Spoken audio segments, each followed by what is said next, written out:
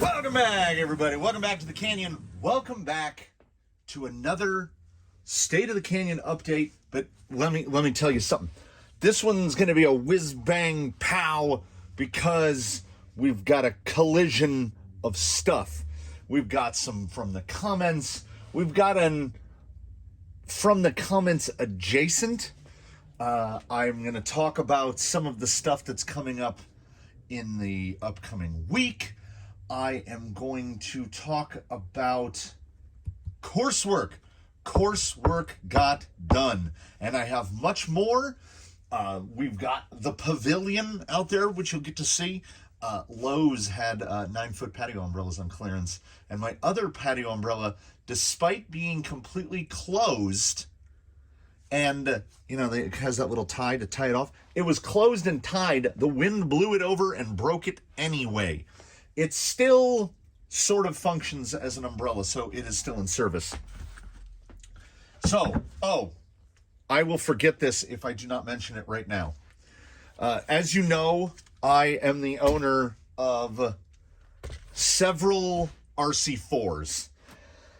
And there are currently, if we include Hardline, there are 25 crawlers and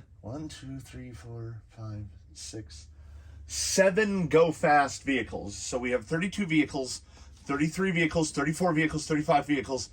There are ones that aren't even on the racks. There are 35 vehicles, and there are, I want to say, 3 instances of radio sharing. So we are somewhere in that neighborhood of 32 radios. As each radio is going to use between 4 and 6 AA batteries, most of them are 6. Do the math. We're closing in on 200 AA batteries in use at any given time. But I am attempting to cull that number. All of my Sanwa radios are on very old LiPo packs that appear to be in pretty good nick because, they're very low draw, low drain items. So as Radio Link are what are most numerous in here now. We're up to, I don't even know. I'm not even going to try to count. I'm trying to count at least a dozen between RC4s and RC6s. So this is Eddie's radio. Eddie is currently testing. This is presumably made for the Spectrum DX6E. It's a 2S 2000 rated at 8C. I'll have links to all of them below. This one is $16.99. We were going to see how that does because initially when I was running these things, I was trying to go as cheap as possible, and I was running on these little Urgenix 1000s, which I had one puff and one try to burn down the building. So I don't use these anymore. The only thing I use these for is if you watch a servo test and I'm running a direct power servo, I use this to power the control board. That's the limit of what these are used for. So Jake's radio is running. These are sold under a listing specifically for, it says RC4GS. It'll say RC4GS, RC6GS. I said those are $16.99, right? They are $16.99. These are $20.99 when they're in stock, and they come in stock fleetingly, and they are in stock for moments, and then they're gone. So, as you can see, this guy's got about a quarter-inch foam in there to keep him from rattling around. And this is, of course, Baseline's radio, and Baseline is currently testing a Genzace 3800, which, honestly, as it is double the capacity of the radio of this one, you can feel it. It really pulls the weight down to the bottom. But if we can get, I can usually on these 2800s, I have 4 or 5 of those in service right now. In an RC4, I can get several months. Like Baseline was running one because that's a radio. I'm starting with radios that get used the most. Obviously, they need a LiPo more than they need AA's. So I'm starting with most used.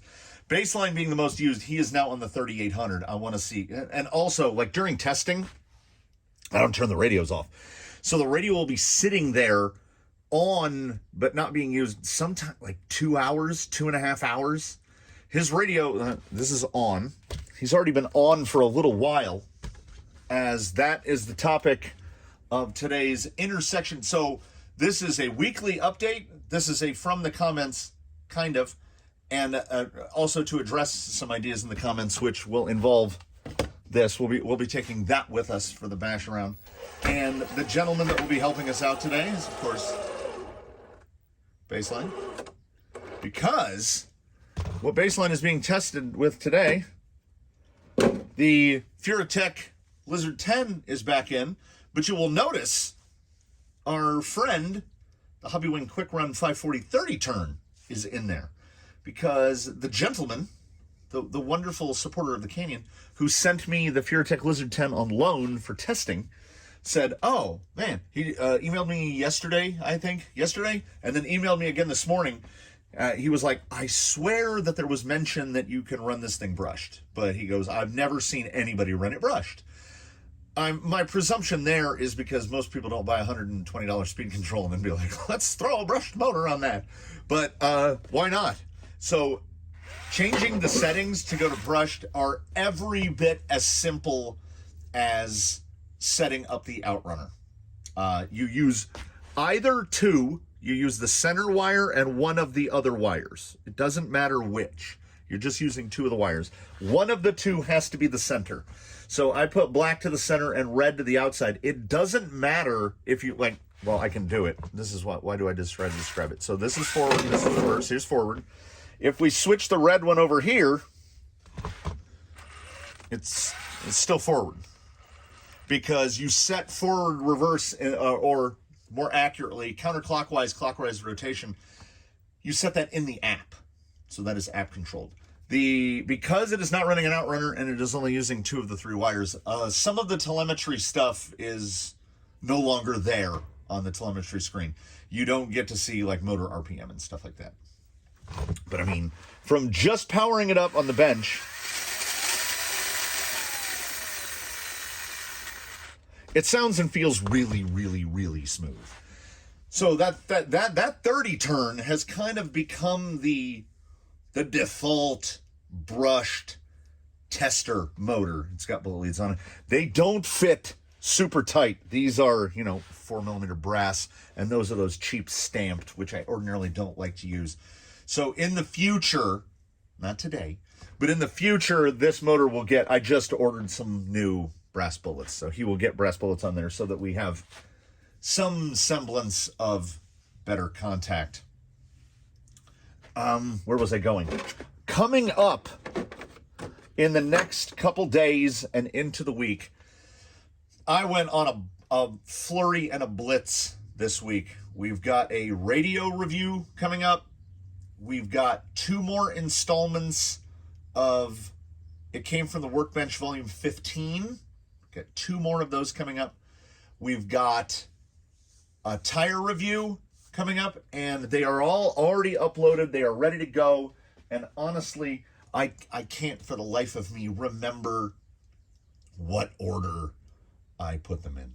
So I can't say what's on what day. But all that stuff, everything that I mentioned is ready. Like, it's not like, oh, I'm planning on doing this. Hardline is going to get his, I'm going to build a box that somewhat approximates what's on the back of a Phoenix shell out of styrene to cover that dig servo. And because I got a bunch of styrene, I've got a fresh bottle of styrene. I have 2 bottles of styrene glue. One is fresh. So I haven't done any styrene in a while. And sometimes it's just nice to sit and relax and glue some styrene together with that crazy styrene glue. I have an upcoming project. Okay, let us now venture slightly into the realm of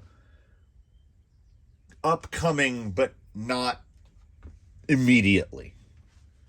And I specify not immediately because, man, anything right now shipping from the East Coast is messing with my emotions.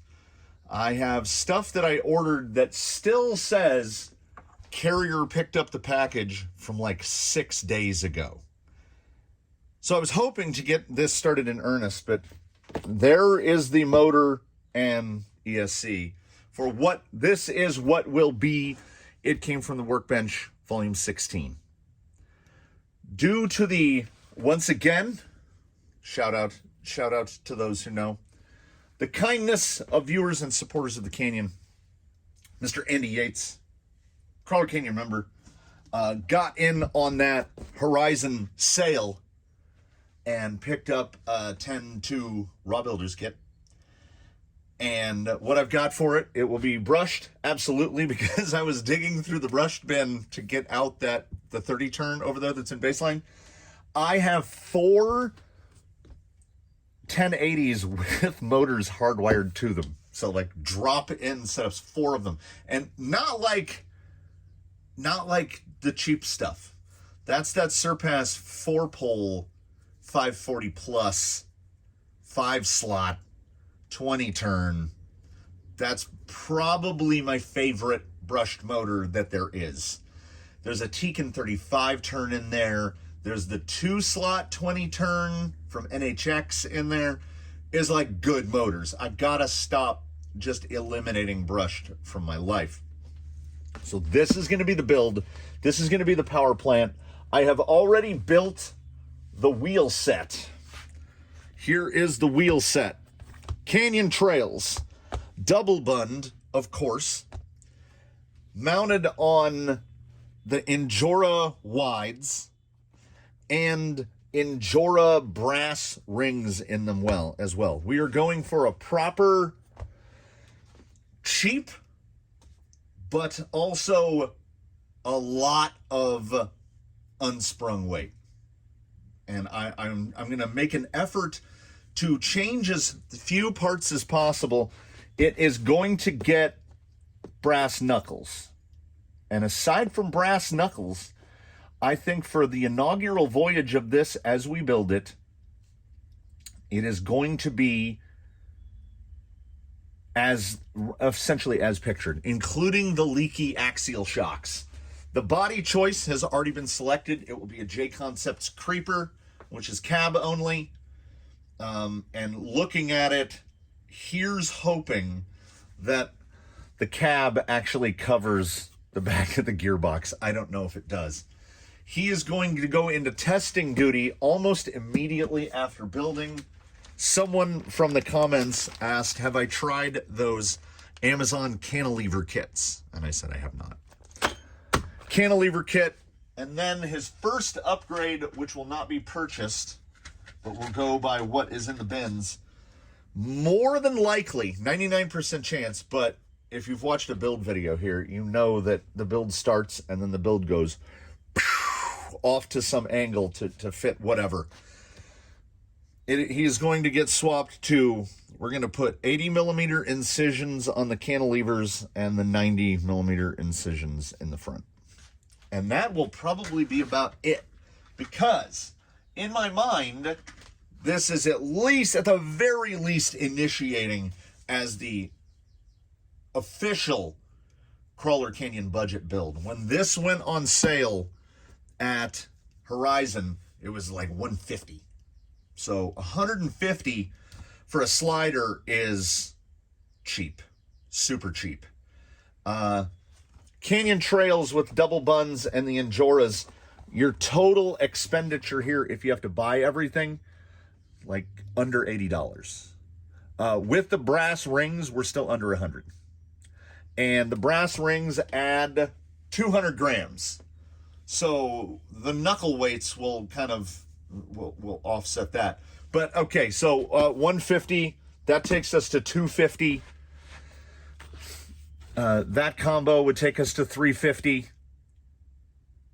The body and the accessory, other little stuff that's going on, we're going to be right around like a Sport RTR, roughly, because I'm going to cheat on the dollar a little.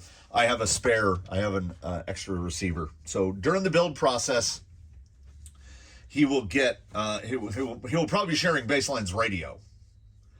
For the build at least, because I'm trying to stick to my claims where I don't like to move laterally.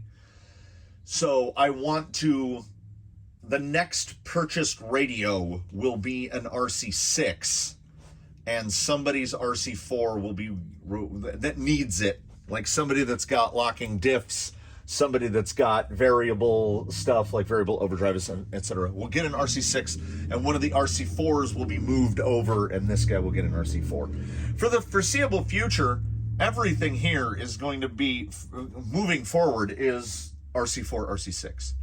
I'm not specifically at the moment looking to replace any of my FlyGlide GT5s. I have 5 or 6. And they would just be moved over to basher duty because I have a couple bashers. I have 2, I'm looking at them right now, you can't see them, that are running on Airtronics Sanwa MX3Xs. MX3Xs are fantastic radios. So I have some 2-channel crawlers that are currently running on GT5s, and they will most likely get, there's going to be a swap around swaparoo. Because when you need like 2 channels, the GT5 is great. Even 3 channels. But above that, I genuinely and truly prefer an RC4. So that is the plan. We've got the upcoming videos. This will be the upcoming build after the close, after the finalization of the build series of Ghost Rover, which is volume 15. So we've got volume 16 ready to go, and I have, hopefully by the time I finish 15, I will have all the stuff for 16. The knuckle weights were supposed to be here 4 days ago, and the body was supposed to be here 2 days ago. And neither of them are presumably anywhere close to me. So I have plenty of stuff to keep me occupied, and an utter inability to focus on any one thing for any given period of time. So let's instead go outside. It is not hot yet, but it will be. Let us go outside. We'll take a little bit of a look at the new stuff. It's been setting for 36-ish hours, so that should be enough to drive on, to tear it up with some canyon trails. We'll take a look at the new stuff. We'll talk about some old stuff, and then I'll do my usual thing where I say I'll see you tomorrow. So let's go. Let's go. This is a half quick view inspired by from the comments buried inside a weekly update, because that's how we do. Before we proceed to mucking about, I feel like I should at least test the low speed and the drag brake performance.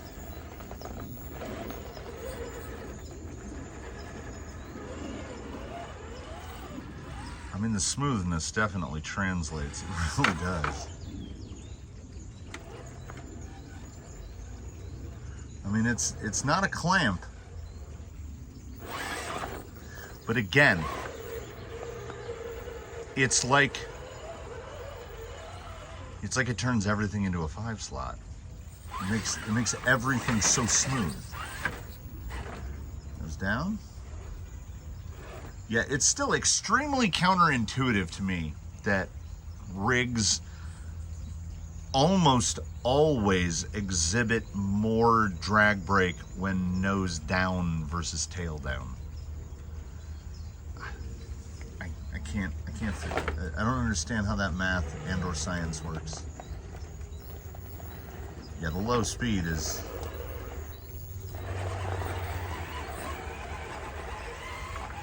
If you can climb backwards, you're doing something. And that's drag brake at 10. So 30 turn here is a little spicy. It's just so smooth, and I mean, this is pretty impressive. One would ask, does it feel smoother than a 1080? Well, yeah. I mean, yeah. Does it feel smoother than a 1080 with a 5-slot? Yeah. So it will make a 3-slot feel like a powerful 5-slot, basically.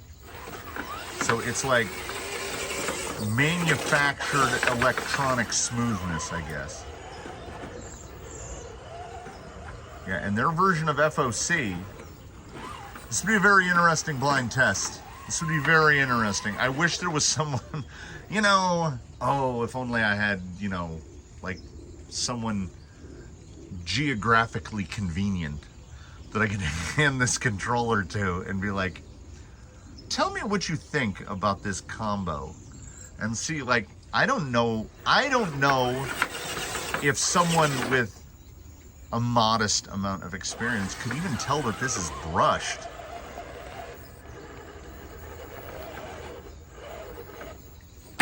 It drives like a very quiet, very smoothly controlled brushless system. It's difficult to describe. I mean, until they get into drag brake, then it has that conspicuous control. And it doesn't have the sound of an outrunner. It's very smooth. Whatever pulse width that thing is running at, like, not just that there's no whine, it's made the motor itself quieter. Huh, it's interesting. Let's see if I can have to move an umbrella or something. We're gonna head out into the sun, and the direct sunlight will overheat this camera in the span of about 30 seconds. So I'm gonna adjust some setup, and then we're gonna drive this on some unfamiliar terrain. Yeah, that's a lot of control. I left this guy all the way back at Dragoon Valley. It's a difficult drive to make from a sitting position. So here we are on the side of the as of yet unnamed mountain, and you will see we're gonna make an effort here to climb up to that plateau. We're at the first. This is the setting coat. Dug through a couple bins. Got some thinner chunks of concrete, which I should be more careful about my tumbling. I'm not done with it yet. So I set all this in here. And you can see I've done a little more work on the mountain next to it. This is still very, and it's cured all the way, but dusty, sandy. There we go. So I'm building a plateau up here. He is now on the plateau. As straight across from him over there, there's a matching plateau, though a bit smaller. And this is going to be the location of bridge number 9. I have not come to a conclusion yet as to what the composition of that bridge will be. I've been digging through, and I might have enough scrap rebar pulled out of the bins to weld up a bit of a metal frame. I would love to make this a metal bridge, because the canyon does not have a metal bridge. It has 2 rope bridges and 6 wood bridges. So if we can get a metal bridge in here, a cable bridge, something, would be cool. And it's a pretty decent span there, as you can see by his size. And it is really going to, I think what we will do moving forward is potential competitors would have the option to choose between the standard bridge and tunnel, which in my head I've been calling the Jersey, because, you know, the bridge and tunnel crowd.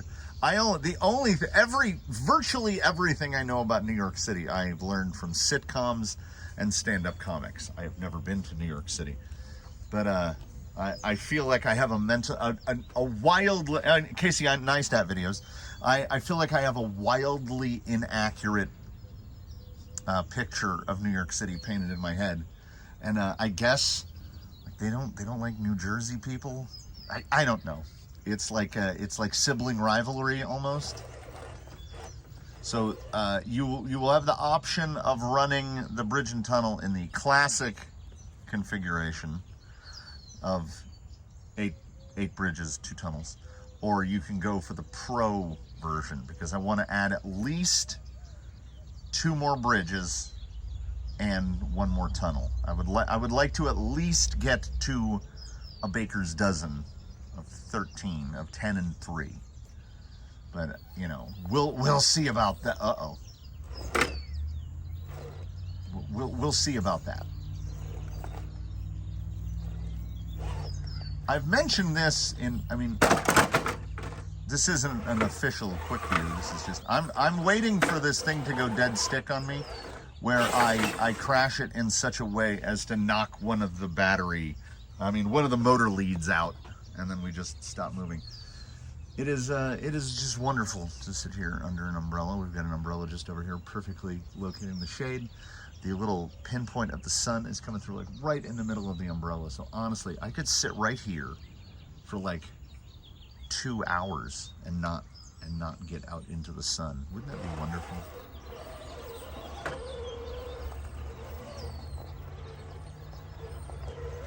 I am not recommending that anyone run out and purchase this speed control for brushed use. And I don't say that because of some failing in its performance. I say that because who buys 120, I think they're 129 right now. Who buys a $129 brushed speed control? Now, there is something to be said about the versatility, and it's not unique. Other speed controls claim the same thing, where you can run an outrunner, you can run a brushed motor, or an in-runner, or you can run a brush, did I get that right? Outrunner, in-runner, brush motor. You can run all three. I think it might be the only speed control off the top of my head that you could do all three. I can't imagine there being tricksy technology to such a point where we could run an in-runner uncensored. But you know what that does? That puts the idea in my head. I've got a bunch of slates in the tub that have no homes. I think I have a slate around the 2000, maybe it's a 2200. I might have a 1900 in the bin. You know what I'm gonna do? This is a lovely place. I don't have to worry about the camera overheating. We're gonna take Baseline and we're gonna take him in there, and we're going to, by the way, I'm pretty happy with what I've done here so far. I think what I have right here is I've built something that is not impossible, but, and this angle right here that I'm trying to approach. There's no footing yet. There will be a footing under his back tires so that because trying to transition onto a 5-inch like that is probably not going to happen. I want vehicles to be able to go through this passage right here, like this. So that seems fine, and you can see that the height of that bridge is going to go across. It should be no problem. That's a pretty big canyon there. I'm gonna take this guy inside. We're gonna take out the 30 turn. It's like a 5-minute swap. And I'm gonna put a slate 1900 in here, and we're really gonna go at it because there's no sensor port. We're gonna try a 1900 uncensored, and then we'll have completed the impromptu trifecta of testing the Lizard 10 on all three motor types. Like to see, I mean, it can run an in-runner. It has it as a selection in the app, but I mean, should you even? While it's here, I'm gonna take out my pocket full of sunshine, my laser friend. Let's see, we'll do motor first. Calm, 91. Hottest spot on the end bell, 94 degrees, which is to be anticipated. Now we've got Lizard 10, 96 on the heatsink, 94 on the case. Again, still mounted sideways, so the heatsink's on the side. If I were to do a finger test, yeah, I mean, you can, like, that must be at the base of the heatsink and not at the top, because if I put my finger on it, I can't feel anything. So there's no heat at all. And to put that into perspective, the tires, the sidewalls of the tires are 92 degrees. So we're not exactly generating a ton of heat. The top of the Lexan body, truth in advertising, the roof of the rig is 97, 98. So out there in the sun, I would call, welcome to the desert, I would call the temperature on the speed control and the motor pretty much ambient, like they haven't picked up any additional heat. Let's take this in, put a 1900 in it. I'm truly and genuinely curious. And then we're gonna come right back here and we're gonna see how that do. Oh, by the way, so these are my outside working glasses.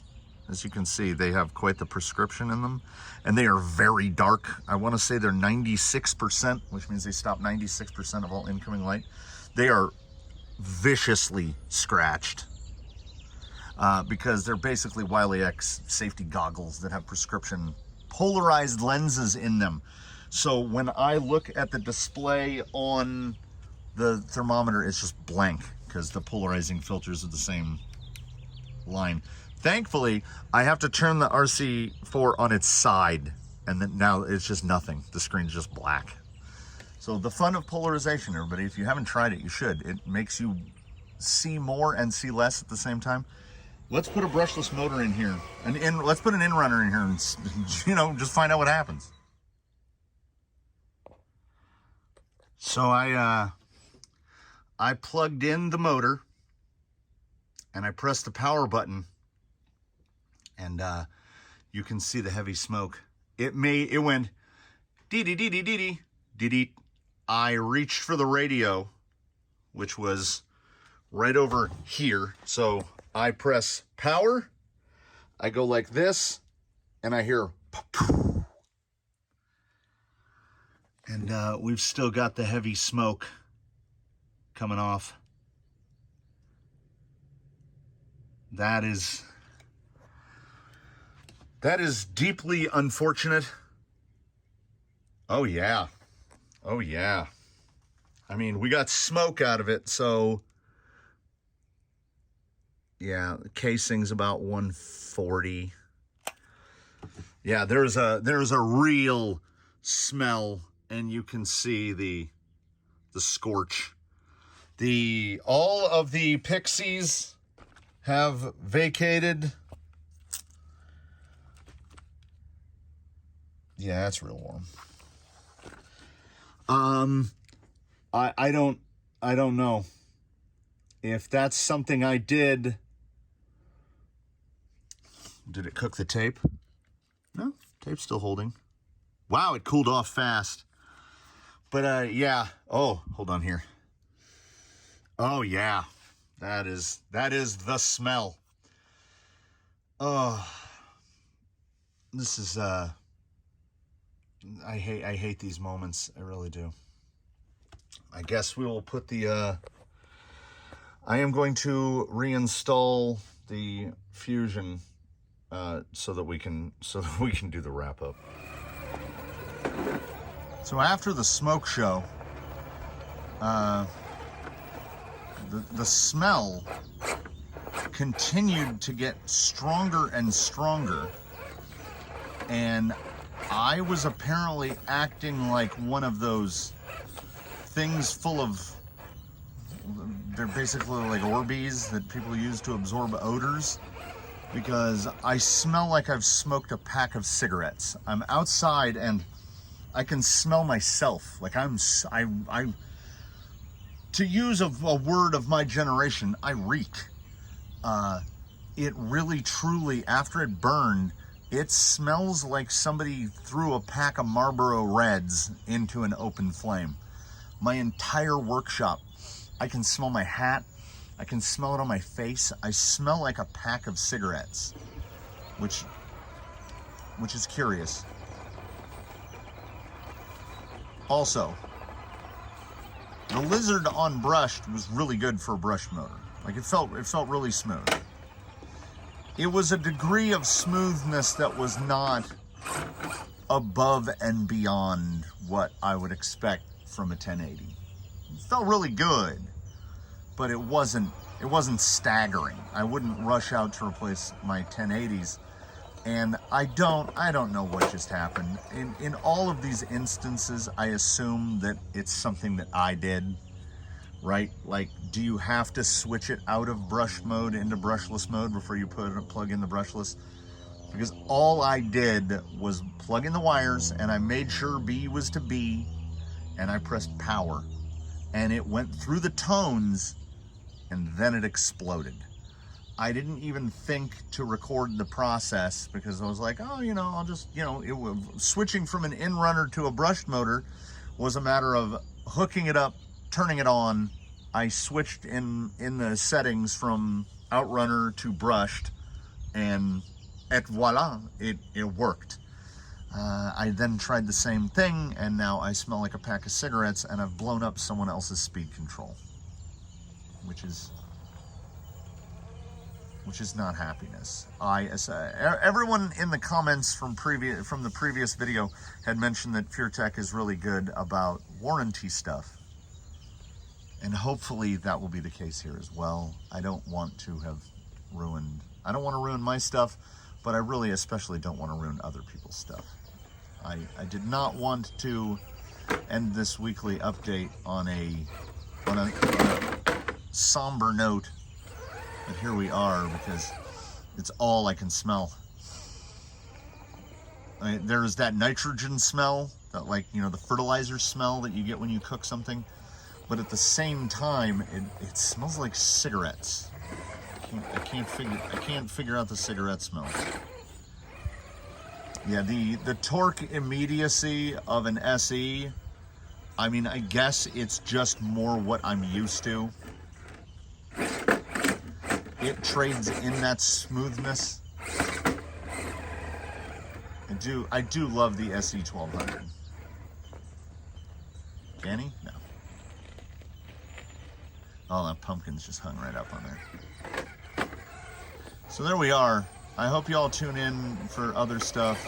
I hope it doesn't make you worry about me or my abilities, and that I seem to, I don't know.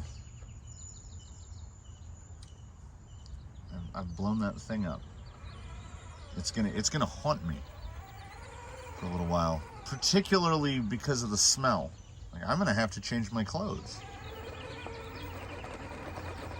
The last thing I blew up, which was again, that one was 100% me, but instead of it being a fairly expensive speed control, it was the controller board for the servo tester, because when I had gotten all the parts from the Amazon, it was like Black Friday, Cyber Monday, I got all the parts, and then the power supply in the servo tester goes up to 30 volts and I think 10 amps, and I just wired everything up, didn't even think about it. Flipped the power switch on the power supply, which had never been powered up at that point, and of course the knobs were turned all the way to the right, so it was right at 30 volts. And the control board for the servo tester is rated to 7.4 volts. So it exploded. All the capacitors on it exploded all at once. And I just picked up my phone and ordered another one and learned. And now, that has never happened again. And this will never happen again.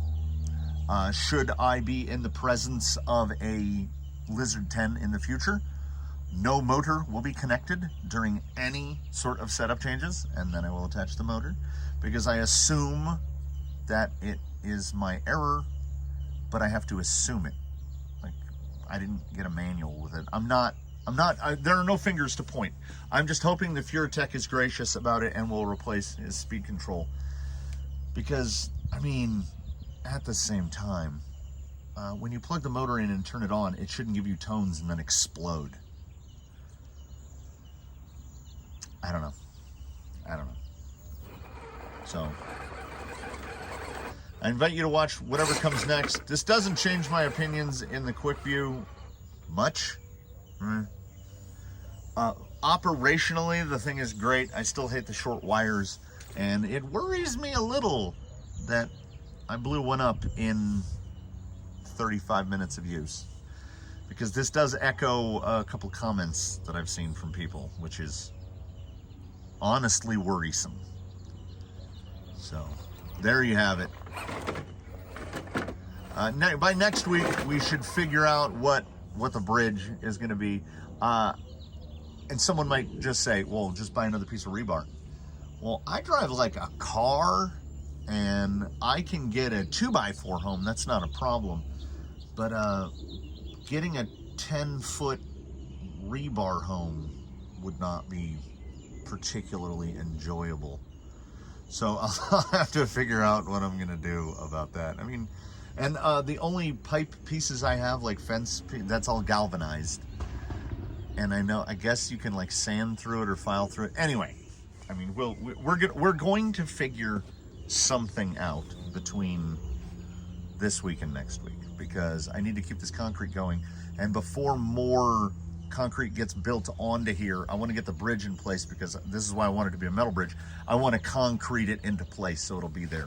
But like all up under here, that all still needs concreted, and I need to do that before the bridge gets in. And then that dark cave, I need to insert a piece there and concrete that in. So it's on, there will be no concrete today. It's too late. Probably tomorrow and Sunday on the weekend, I'll get some concrete in here. So I do very much thank you for watching. I apologize for blowing up, specifically to the person, the channel member who supplied it for testing. I apologize profusely. I apologize to everyone else for blowing up electronics. But sometimes that's how it goes.